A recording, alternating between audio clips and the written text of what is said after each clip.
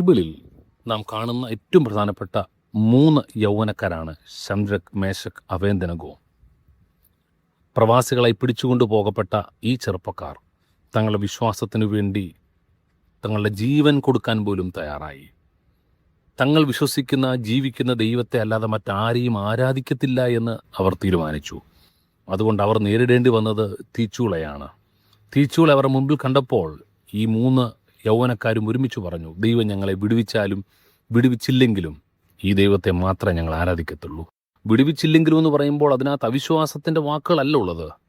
ദൈവത്തിന് ഞങ്ങളെ വിടുവിക്കാൻ ഇഷ്ടമില്ലെങ്കിൽ പോലും, അല്ല ഞങ്ങൾ മരിക്കുന്നത് ദൈവത്തിന് പ്രസാദമാണെന്ന് പറഞ്ഞാൽ പോലും ഞങ്ങൾ ഒരിക്കലും ദൈവത്തെ തള്ളിപ്പറയുകയില്ല. വിശ്വാസത്തിൻ്റെ അളവ് കൂടിയപ്പോഴാണ് അവർ മരിക്കാൻ പോലും തയ്യാറായത്. അതെ, നമ്മുടെ പ്രതിസന്ധികളിൽ നമ്മൾ ഒറ്റയ്ക്കല്ല എന്നൊരു യാഥാർത്ഥ്യമാണ് ഈ സംഭവം നമ്മെ പഠിപ്പിക്കുന്നത്. ശദ്രക്കിനെയും മേശക്കിനെയും അബേദ്നെഗോവിനെയും കയ്യും കാലും കെട്ടി തീയിലേക്കിട്ട് കളയുക. കാരണം അടുത്ത നിമിഷങ്ങൾക്കുള്ളിൽ തീച്ചൂളയിൽ അവർ കത്തിച്ചാമ്പലാകും, ഒരു ചാരമായി മാറും. ആ തിരിച്ചറിവുണ്ടായിട്ട് പോലും ഇവർ പിന്മാറിയില്ല. എന്നാൽ ദൈവത്തിൻ്റെ വചനത്തിൽ പറയുന്നത് ആ തീച്ചൂളയ്ക്ക് ഇവരെ തൊടുവാൻ കഴിഞ്ഞില്ല. ഇവരെ കെട്ടിയിട്ട കയറുകളെല്ലാം തീ കൊണ്ട് വെന്ത് അഴിഞ്ഞു മാറിയപ്പം ഇവരുടെ ശരീരത്തിലെ നഗ്നമായ ആ ഒരംശം പോലും കരിഞ്ഞില്ല, തീ വെന്തില്ല എന്ന് വചനം പറയുന്നു. മാത്രമല്ല, ഈ പ്രതിസന്ധി ഘട്ടത്തിൽ 4-മനായി കർത്താവ് ഇറങ്ങി വന്നു. അവരൊറ്റയ്ക്കാണ് തീച്ചൂളയിലുണ്ടായിരുന്നത്. എന്നാൽ ഇത് കണ്ട് സ്വർഗത്തിനു പോലും വെറുതെ ഇരിക്കാൻ കഴിഞ്ഞില്ല.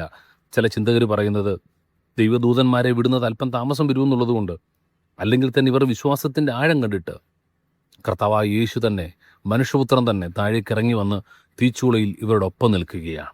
ഇപ്പോൾ രാജാവ് കാണുന്നത് തീച്ചൂളയിൽ നൃത്തം ചെയ്യുന്ന ഈ 3 യൗവനക്കാരെയാണ്. അതെ സ്നേഹിതരെ, തീച്ചൂള സമമായ പ്രതിസന്ധികളും പ്രശ്നങ്ങളും വരുമ്പം പിന്മാറിപ്പോകണ്ട, ദൈവത്തെ വിട്ടുകളയണ്ട. അവിശ്വാസം തെല്ലും പോലും നമ്മുടെ ജീവിതത്തിൽ ഉണ്ടാകേണ്ട.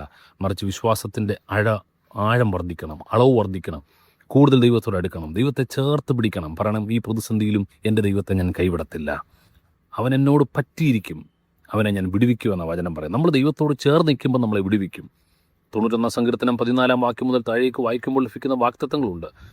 ആ വാഗ്ദത്തങ്ങളെല്ലാം നമുക്കുള്ളതാണ്. അതിൻ്റെ 10 വാക്യം പറയുന്ന, അവൻ എന്നോട് പറ്റിയിരിക്കാൻ ഞാൻ അവനെ വിടുവിക്കും. അത് ദൈവത്തോട് ചേർന്ന് നിൽക്കുന്നൊരു ഭക്തനെ ഏത് പ്രതിസന്ധിയിലും വിടുവിക്കാൻ കഴിയുന്ന ഒരു ദൈവമുണ്ടെന്നുള്ള ആ തിരിച്ചറിവ് നമ്മുടെ ഉള്ളിലുണ്ടാകട്ടെ. സിംഹത്തിന്മേലും അണലിന്മേലും നീ ചവിട്ടും, ബാലസിംഹത്തെയും പെരുമാമനെയും മിതിച്ചു കളയും, അവനോട് പറ്റിയിരിക്കാൻ ഞാൻ അവനെ വിടുവിക്കും. അതെ, ദൈവത്തോട് പറ്റിയിരിക്കാം, ദൈവത്തോട് പറ്റിച്ചേർത്ത്. ഇന്ന് നിങ്ങൾ കാണുന്ന രോഗങ്ങൾ, പ്രതിസന്ധികൾ, പ്രശ്നങ്ങൾ അതൊരു അന്ത്യമല്ല. ഇതിനപ്പുറത്തേക്ക് ദൈവം നിങ്ങളെ കരം പിടിച്ച് നടത്തും. ഇത് നിങ്ങളുടെ ഹൃദയത്തിൻ്റെ ഉള്ളിൽ നിന്ന് വിശ്വാസത്തിൻ്റെ വാക്കുകൾ മാത്രം പറ. അതെ, ഞാൻ കർത്താവിനോട് പറ്റിയിരിക്കും. ജീവിതത്തിൽ ദൈവവുമായി ചേർന്ന് നിൽക്കുന്നതിന് പകരം മറ്റെവിടെങ്കിലുമൊക്കെ നമ്മൾ പറ്റിച്ചേർന്ന് പോയെങ്കിൽ, ലോകത്തിലെ പല മാലിന്യങ്ങളും തിന്മകളും നമ്മുടെ ജീവിതത്തിലേക്ക് പറ്റിയെങ്കിൽ അതിനൊന്ന് എടുത്തു കളഞ്ഞിട്ട് നമ്മെ തന്നെ ശുദ്ധീകരിക്കാൻ അല്പസമയം മാറ്റിവെക്കാം. എന്നിട്ട് പറഞ്ഞ, കർത്താവെ എന്നെ ശുദ്ധീകരിക്കണമേ, തിന്മകൾ തന്നെ ഒന്ന് കഴുകണം, എൻ്റെ ജീവിതത്തെ ഒന്ന് ശുദ്ധീകരിക്കണമേ.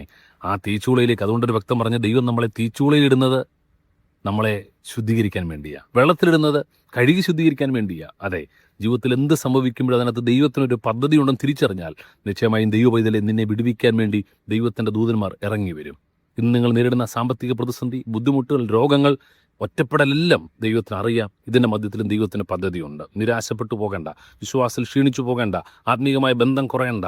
ദൈവത്തോട് ചേർന്ന് യാത്ര ചെയ്യും, ദൈവം നന്മകൾ നൽകും. ദൈവം നിങ്ങളുടെ കാവൽ ദൂതന്മാരെ ഏൽപ്പിച്ചിരിക്കുന്നു. കാല് കല്ലിനോട് തട്ടിപ്പോകാതിരിക്കേണ്ടതിന് അവർ നിന്നെ കൈകളിൽ വഹിച്ചുകൊള്ളും. നിങ്ങളെ വഹിക്കുന്ന ഒരു കർത്താവ് ഉള്ളത് കൊണ്ട് ഇന്ന് ധൈര്യം വർദ്ധിക്കണം, വിശ്വാസം വർദ്ധിക്കണം. ആഴത്തിൽ ധൈര്യത്തോടെ പറയണം, ഞാൻ കർത്താവിൽ വിശ്വസിക്കുന്നു, അവൻ എന്നെ കൈവിടത്തില്ല. അവൻ എന്നെ തള്ളിയാലും അവൻ എന്നെ കൊന്നാലും ഞാൻ അവന് വേണ്ടി കാത്തിരിക്കുമെന്നുള്ള ആ ഒരു ഇയ്യോബ് പറഞ്ഞ വാഗ്ദത്തം നമ്മളൊന്ന് മുറുകെ പിടിക്ക്. വിശ്വാസം വർദ്ധിക്കട്ടെ. ദൈവം നിങ്ങളെ അനുഗ്രഹിക്കട്ടെ. ആമേൻ. ഞങ്ങളെ വിളിക്കുവാൻ ആഗ്രഹിക്കുന്നുവെങ്കിൽ 0988022197 എന്ന നമ്പർ ഉപയോഗിക്കുക.